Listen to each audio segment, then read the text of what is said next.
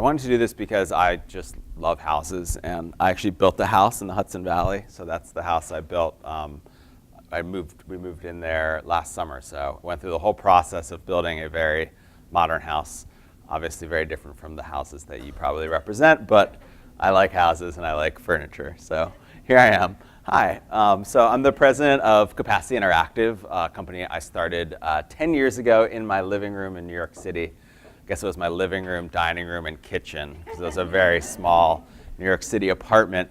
I love speaking about digital marketing for arts and cultural organizations. I started my arts career at Lincoln Center at New York City Opera.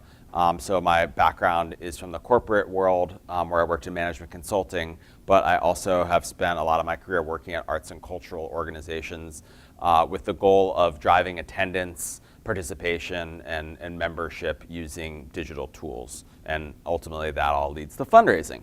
So now we're a team of 55 people based in New York City, and we work with ballets, operas, theaters, museums, performing arts centers across the country.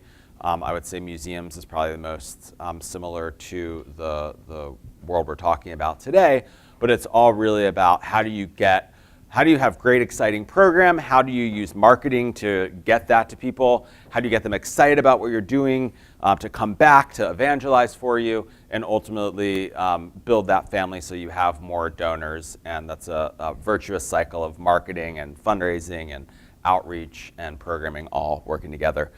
As Natasha said, I founded a conference 8 years ago called Digital Marketing Bootcamp for the Arts. It's 400 people in New York City in October, where we do 2 days all about digital marketing for arts and cultural organizations and panels and presentations.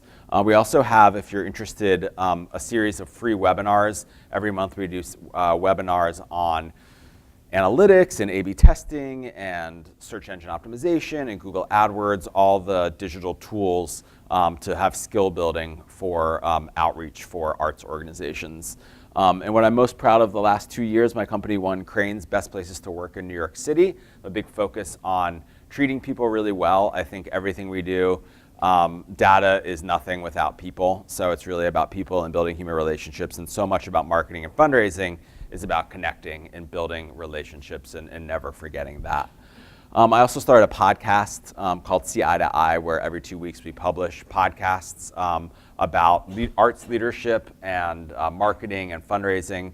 One's coming out today with Michael Kaiser, who is the head of the Kennedy Center. That was an amazing interview about building engagement around cultural participation. We publish a lot of benchmarks as well. There's resources on our website. Our website is actually, great timing, down for maintenance today, so you can't access it right now, but hopefully by this afternoon. But this is a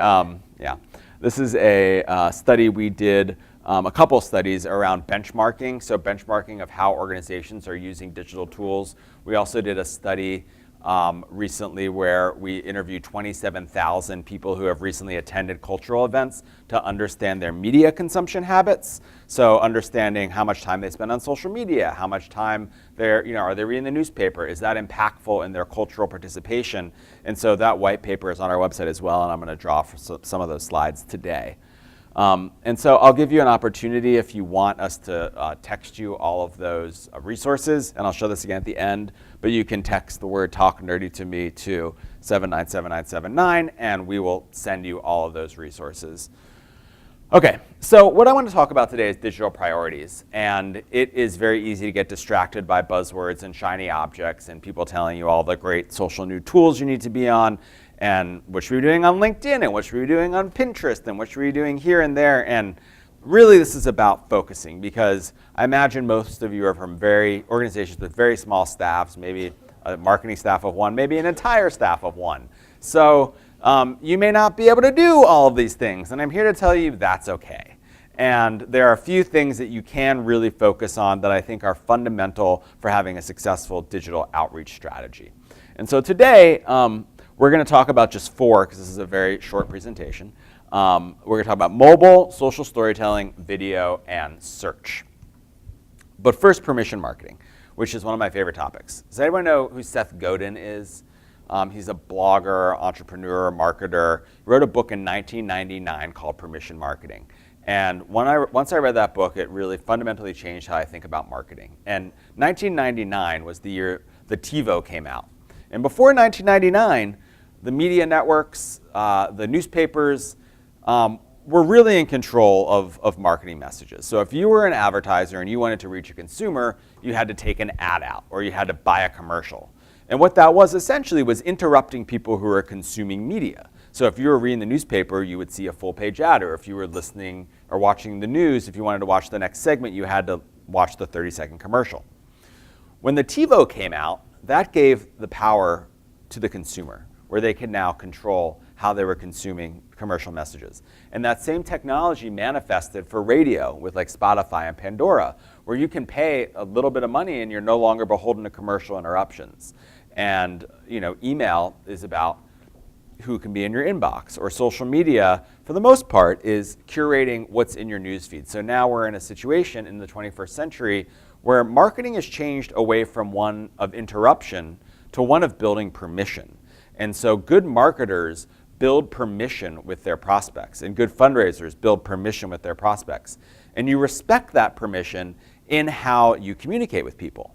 And what you don't want to do is have a permission violation. So for example, who has the right to call you? Who has the right to text you? Who gets annoyed when their phone rings, right? Because most of the time, people do not have permission to call you. So thinking about what are the appropriate channels for communication where you have permission to speak to people. So we very much move from a world of interruption to where we now have to speak in these tiny devices. And that requires a real fundamentally new approach to how you're communicating. And it requires different skills. And it often requires you to step out of your comfort zone of how your organization has traditionally communicated, because the rules have absolutely changed. So we're addicted to our devices. And this is a little dark, but it just shows people on the subway like this. And I could snap this any day. It's amazing. You walk down the street and people are like this. I mean, the amount of time people are spending on their phone every day is growing and growing. And if you want to be horrified, download the app called Checky, and it'll tell you how many times per day you look at your phone. It's disturbing. But putting some data behind that, time spent with digital just surpasses TV, radio, and print by far. And smart marketers and fundraisers are where the eyes and ears are. And a lot of that time, even for older demographics, which we'll get into, is spent staring into a phone and staring into a screen. So what we're talking about is interruption versus permission. And what Seth Godin defines permission marketing as is turning strangers into friends, friends into customers, customers into evangelists. So think about that paradigm in terms of when you're communicating with people. When is the appropriate time to ask for a donation, right? And then what are all of your marketing channels? Where in this funnel, essentially, are you spending your time, money, and effort? So taking a print ad is very much about turning strangers into friends, right? And maybe when someone comes in and they tour the house, you collected their email address. Now they're no longer their friends, right? So how are you going to get them more engaged? What kind of communication are you going to send to them to get them further down the engagement funnel and turn them into customers? And ultimately, you want people to be evangelists. Your product, your experience is ultimately the marketing. How are you going to get people to talk about that on your behalf? And this woman named Colleen Dillenschneider, who keynoted our boot camp last year, is an amazing arts researcher.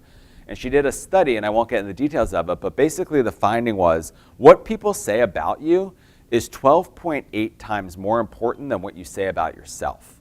And so if someone is recommending people engage with your organization, or it's the whole thing around fundraising, if donors are telling their friends that they should get involved with this organization, it's much more important than you pushing that message out on behalf of your organization. So when thinking about prioritizing your marketing, how can you build tools that naturally allow people to evangelize on your behalf? So an example is my colleague was at she was at a conference, and it was an orchestra conference, and she went to see an orchestra perform, and she'd never really been to the orchestra. And she had this amazing experience.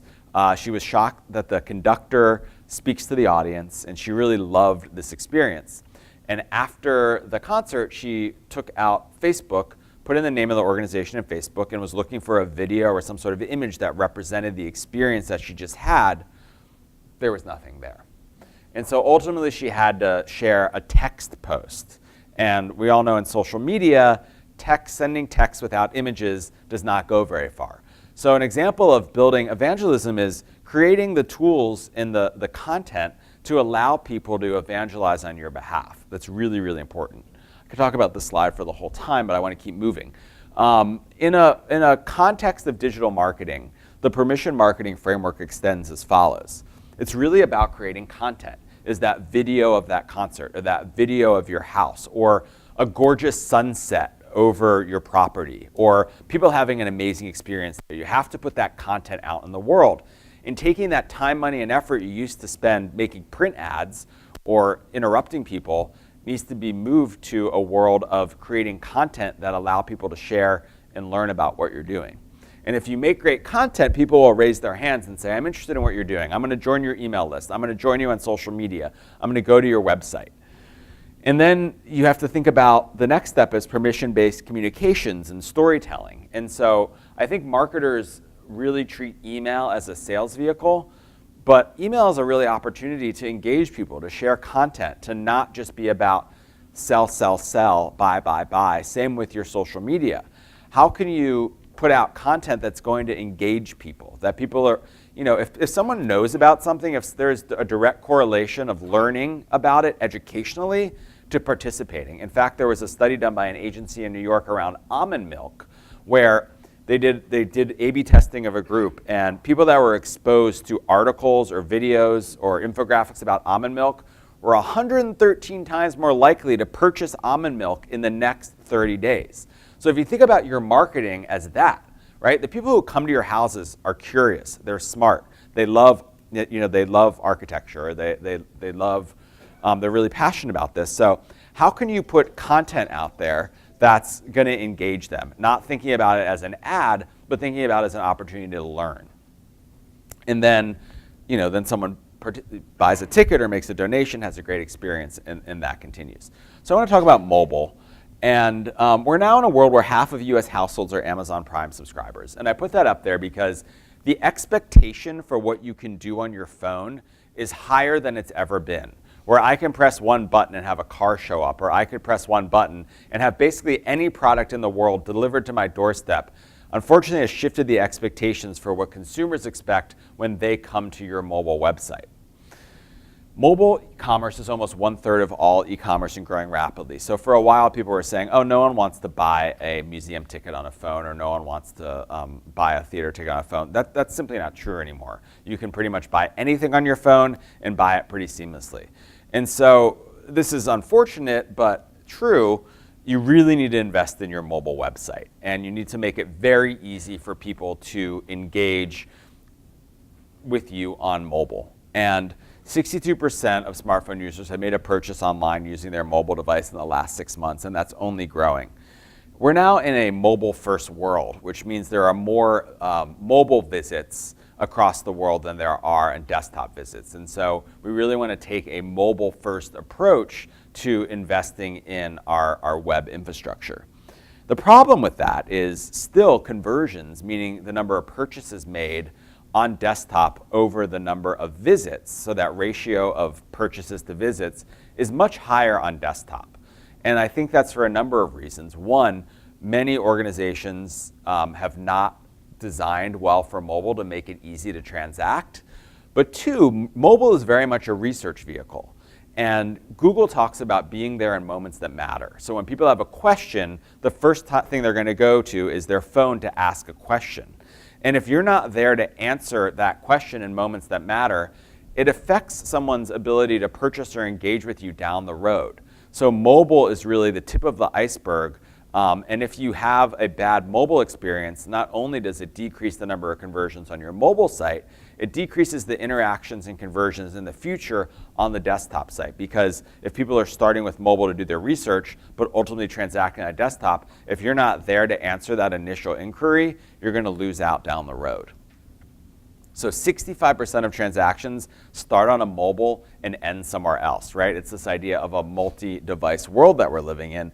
And today's path to purchase is very complex and multi-device, where people are doing research. So they'll learn about what you're doing.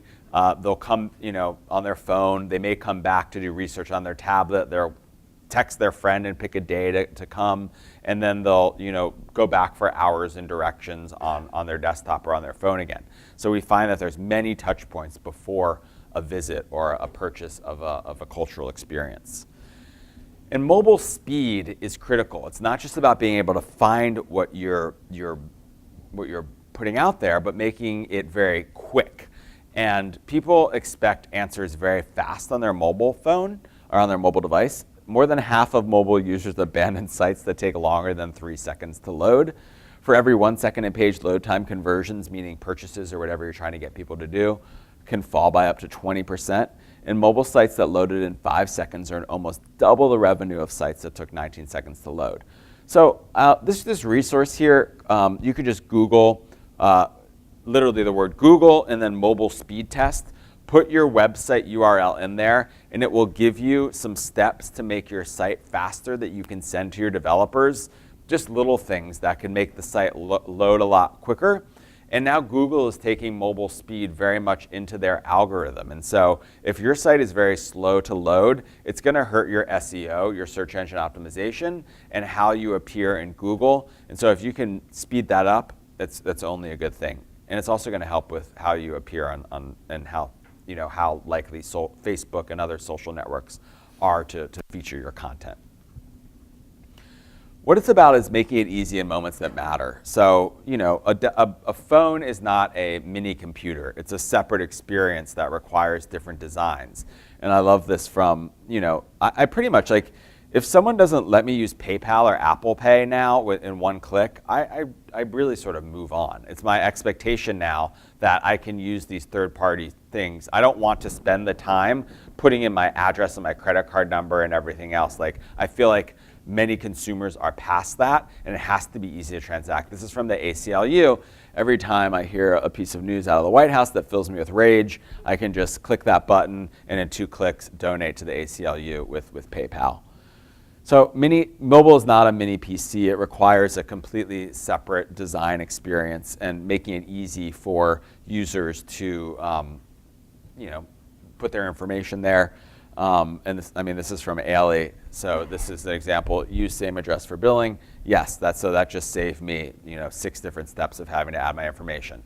These are things that developers aren't just going to do. You have to ask them, and you have to make it a priority. So mobile is a huge priority from a digital marketing perspective. The second priority I want to talk about is social media. And this is about the prioritization. So again, I talked about all these different platforms. Still, in this complex world, Facebook is the 800-pound gorilla. And if you can only do one platform and only have time to focus on one platform, you should pick Facebook and do it really well, because that's where the majority of people are, and that's where the majority of older adults are. And I'll talk about the amount people are still using these platforms. But to put it in perspective, Twitter has 328 million users. Facebook has 2 billion. So if you can stop focusing effort there and focus it there instead, you're going to get a lot more returns, especially if you have fewer resources. Facebook is prevalent across all age groups. Even 62% of those 65 plus are using Facebook. And 3/4 of Facebook users and half of Instagram users use the site daily. So not only do a lot of people use these platforms, they're using it quite often. In fact, people spend an average of 51 minutes a day across Facebook platforms. That's Facebook, Instagram, and Messenger. This is across all ages. So that study I mentioned where we surveyed 27,000 cultural attendees, we conducted that study through 50 of our clients. So our clients sent that to their database. So these are legitimately people who they're high likely attenders of cultural activities. And what we did was look at by age. These are the top 4 reported platforms. Twitter's not even on there. In fact, only 19% of arts buyers are on Twitter. And you can see that, for younger people, they're definitely across more platforms. But looking at Facebook only, it does very much skew by age, but still a lot of older people are using that platform. Younger audiences are on a broader range of platforms, so you can see they're spreading their attention across Facebook, YouTube, Instagram, and Snapchat. And Snapchat, for example, is very much a young person's platform. We don't have to spend any time on that. But when you look at social power in terms of reach and usage and share, Facebook is really, again, the 800-pound gorilla. And then I would say if you have more resources and time to then really, in gorgeous photography, to then think about Instagram. So this is the worst Facebook post I could find for a cultural organization. This is just an example of when you're sort of like checking the box for social media that, oh, we're just going to go in a rehearsal room and snap a picture and throw it up on social media. I'd say don't even bother. Like, it has to be central to your strategy of like curating great photography, and you are in a world where you have lots of great images to share. So really investing in photography when you have events or when you have a beautiful day, and it doesn't have to only be professional photography. You want to have those professional sort of stock photos that you can use, but you also, the iPhone 10 takes amazing photos, and in key moments, having those photos to share, that's really the currency of social media, along with video. When people hear information, they're like, they remember 10% of that information 3 days later. If a relevant image is paired with that information, people retain 65% of that information 3 days later. So, for example, here's a text post like my colleague had to share from that orchestra because she didn't have an image. And then they're saying the same thing using an image. It's much more powerful if you can storytell using imagery. And this is for social media, but this also goes for email or any sort of communication, frankly. So at Capacity, we talk about the 70-30 rule for social content, and this extends to email as well. 70% of your content should be giving people what they want, giving them gorgeous photography, giving them interesting stories, educating them. And then you earn the right to then ask for sales messages or a donation or come to an event or buy this piece of merchandise. Or we could also call it the Mary Poppins rule. You need the spoonful of sugar before you can ask. And the spoonful of sugar is gorgeous, engaging videos and photography and stories. So we talk about 70% posts and 30% posts. So I love this 70% post. It was Shark Week, and Lincoln Center photoshopped a picture of a shark in their fountain, and the internet went crazy. And this is very simple. But this also, shows a pretty sophisticated thought around social media, understanding that, Lincoln Center has to evolve in how it communicates with the world in order to do this.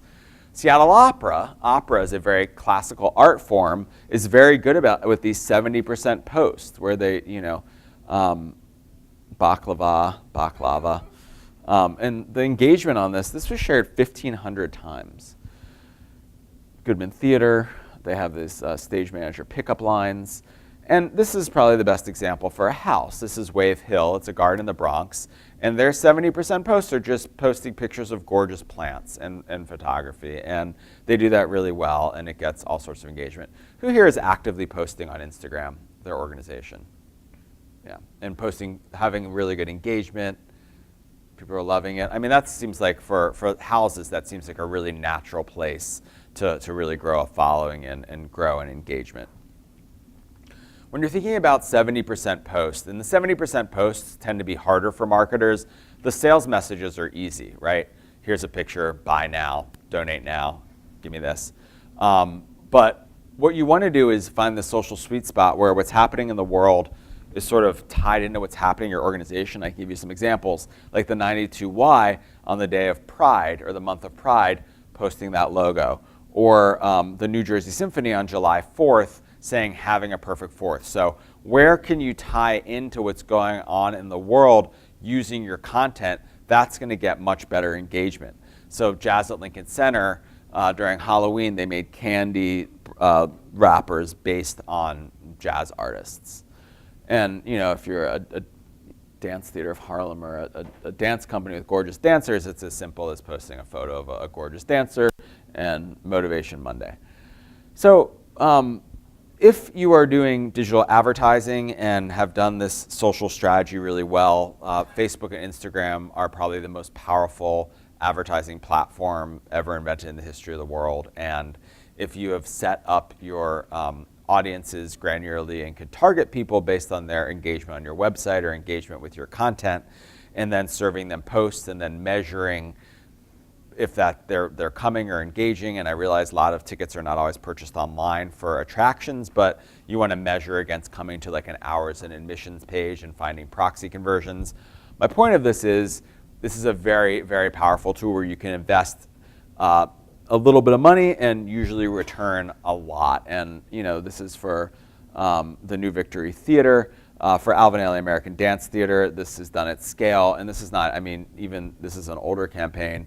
We're easily spending more than that just on a Facebook campaign and seeing those kind of returns. For many of our clients, like big ballet companies, for a Nutcracker, we'll spend $200,000-$300,000 on just Facebook ads and turn that into millions of dollars in ticket sales. So that platform of being able to target and reach people is really, really powerful, but it really requires a commitment to great content creation. So, this campaign was a series of like 70 posts over, a 10-week period. So it's not just putting ads out there, it's putting engaging content out there consistently, and then tying it back to goals of what you're trying to do, and in this case, sell tickets. But my point is, when used well, it's really, really powerful. And I think there's a lot of opportunity for cultural organizations to do this better.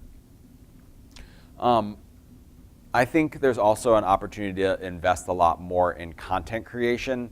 So the old paradigm of buying all your media, the new paradigm is about taking a lot of that money that you're spending interrupting people and transferring that to content creation. So hiring a graphic designer to make gorgeous images, hiring photographers, hiring videographers. And so many arts organizations are still not spending very much of their budget on content creation. So we also do a benchmark survey where we survey about 200 cultural organizations, and they tell us their budgets around certain things. So we have this sort of information, and we're going to publish our newest one in the third quarter of this year. But about half of arts organizations indicated that creating compelling content was a challenge, and it is really challenging. But I think the big challenge is thinking about the resourcing of it and recognizing it's a priority and funding it and finding the right person, be that a freelancer, someone on your staff, or an agency to help you with that kind of content creation that's required to market and fundraise in the 21st century. So now, it was about buying media. Now it's about investing in content, promoting that content, and we're still in a world where you have to buy media, and there's a lot of reasons for buying media. Like, if you're going for an ROI, like, I would not be buying newspaper ads, but I understand the idea of buying newspaper ads to speak to your donors or speak to trustees. It's about really being clear in your priorities of what you're trying to do for media. But if you're trying to get an ROI and you're trying to drive participation, you're going to be way more effective in digital campaigns that are run well. And we've seen that. We run thousands of these campaigns and have just seen that time after time. And in fact, a lot of our clients have moved to 100%, not a lot, but a number have moved to 100% digital. Ailey, for Ailey 2, we just ran a campaign that was 100% digital, and they broke their sales record. Our client, the Phoenix Symphony, has eliminated all print. We are only doing digital to drive. And I'm not saying that's right for everyone. I'm certainly not recommending that, and please don't take that as the takeaway that you should move to all digital, but you should start preparing for that and making those incremental adjustments as the world changes in our behavior. So I want to talk briefly about video. This is from Seth Godin, who I mentioned earlier. You can read this. It is, you open any social platform and you're definitely going to see a video. The ability of images and music and words to storytell is just incredibly powerful for marketing. And we know that online video influences behavior. This is a study from Google. When people are exposed to a video about a show, in this case a theater or dance show, 45% think more favorably about it. 68% said that influences a purchase. And over half of internet users look for a video related to a product or services before visiting a store. So thinking about, if you have great video, making sure that's on the top of your social profiles, making sure your video is on your event detail landing pages, So when people are doing research about your house, that they can engage with video, because if someone watches the video, they're much more likely to keep going on that research journey. We know that video drives conversion and higher average order value. So this is from an A/B test where a number of organizations included video on their their product detail pages, and a number didn't. And the ones that did have video definitely saw an increase in average order value and conversions. Okay, going really fast. And we have 13 minutes left. So the last thing here is search. There were actually 5 priorities that I cut down to 3. So this is the last one. So thinking about search, and 80% of searches, 80% of web visits start at a search engine. So Google is essentially your homepage. So people are probably not going to your URL by putting in the browser. They're probably, even if they know the name of your organization, they're starting at Google. So thinking about how you appear on Google, both from a paid and organic perspective, is important. And so the Google search results, and the reason Google is a multi-billion-dollar company is of this, because the paid results appear on top of the organic results. But paid results and organic results require a different strategy of how you're appearing there.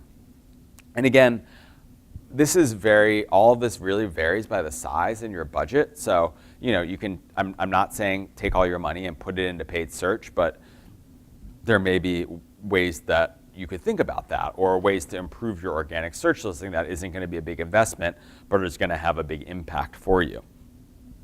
So I'm going to skip that.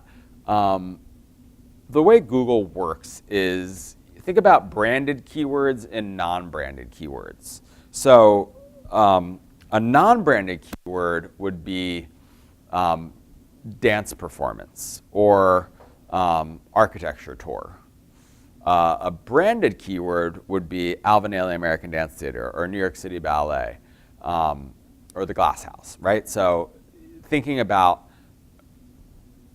or another non-branded keyword in your example would be like family activities in New Haven or things to do this weekend. So those non-branded keywords are really where a lot of the research starts, and those tend to be more expensive, but ultimately can drive to, that's where people are going to research. So thinking about optimizing potentially your site around some of those keywords that may be relevant to driving engagement could be really helpful. So almost all clicks for non-branded keywords come from ads in the top slot. So those are obviously very competitive keywords. And when we're in a world where there are 4 ads above any organic listing, if you're not running paid ads, oftentimes you're not appearing on that search engine results page. And in a mobile environment, you're just not at all until people scroll. So are you familiar with the Google Grant program? So who has a Google Grant? Okay.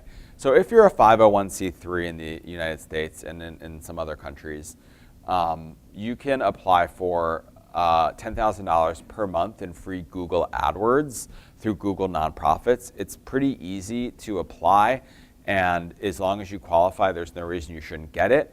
And that gives you up to $10,000 per month in free Google AdWords, which is the paid listings on Google.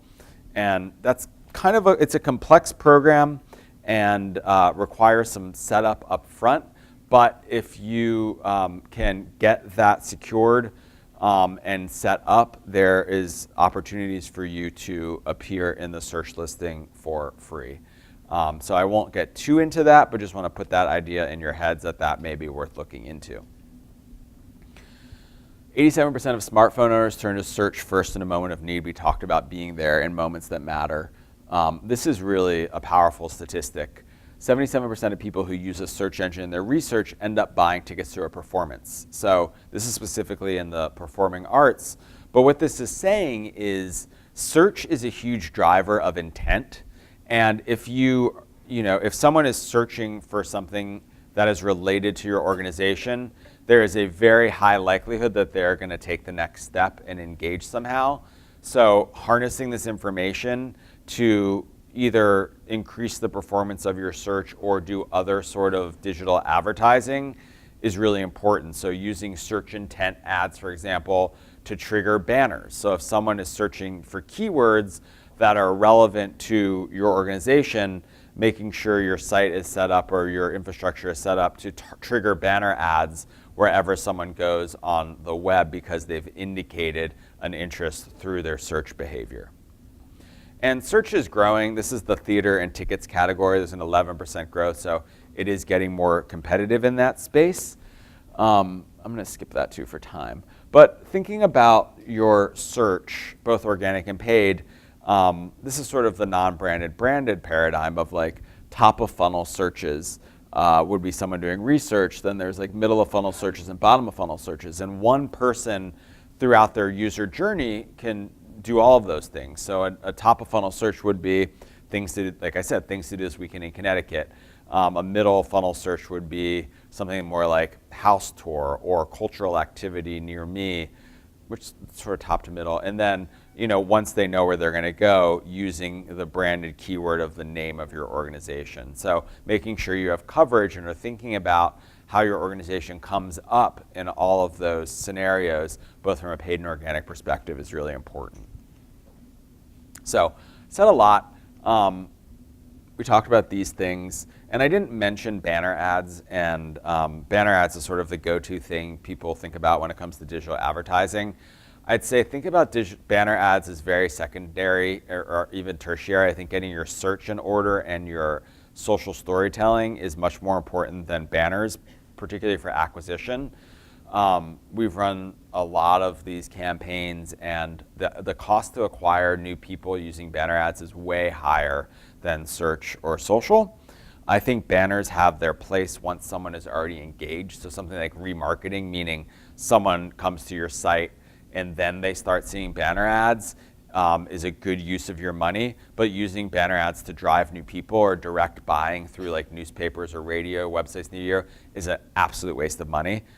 We have many case studies on this, and you definitely should not be doing that. Take that money, instead apply it to content creation and social storytelling. So I said I'd put this up again. If you text Talk Nerdy to me to 797979, we will send you all of the resources that I shared today, all of those white papers, all the research, the podcast, information about our free webinars. Again, this is permission marketing, right? I'm getting permission to begin a relationship with you in practice, and we will not violate that relationship. We will only send you what we promise, which is resources to help you do digital marketing better, invitations to our free webinars, and invitations to our conference. That's as far as we will push it, and you will see it will be a big unsubscribe button if people don't want to engage. So that's really, really important. Allowing, doing what you promise when you have anyone opt in for anything, and then giving people the opportunity to be like, guess what? I'm not interested. I'm out. So we'll send you the social content calendar. So we curate and release every 4 months that intersection of what's going on in the world, what's going on in your organization. So you can download this calendar. It will be like, oh, today is National Architecture Day, or today is Stravinsky's birthday, or today is National Cat Day. So it just gives you ideas for curating your social newsfeed. We also have something called a CTA generator to help you make better calls to action. That is kind of fun. And like I said, these are all the things you'll hear about. This is me at a Google conference looking in this virtual reality. I was in California, but I was looking at Machu Picchu. The point of this slide is to say the world is changing fast. Organizations that change with it and evolve and are flexible are going to be the most successful. So I think we're just at the beginning of the exciting changes of the 21st century. I hope that was helpful, and thank you so much.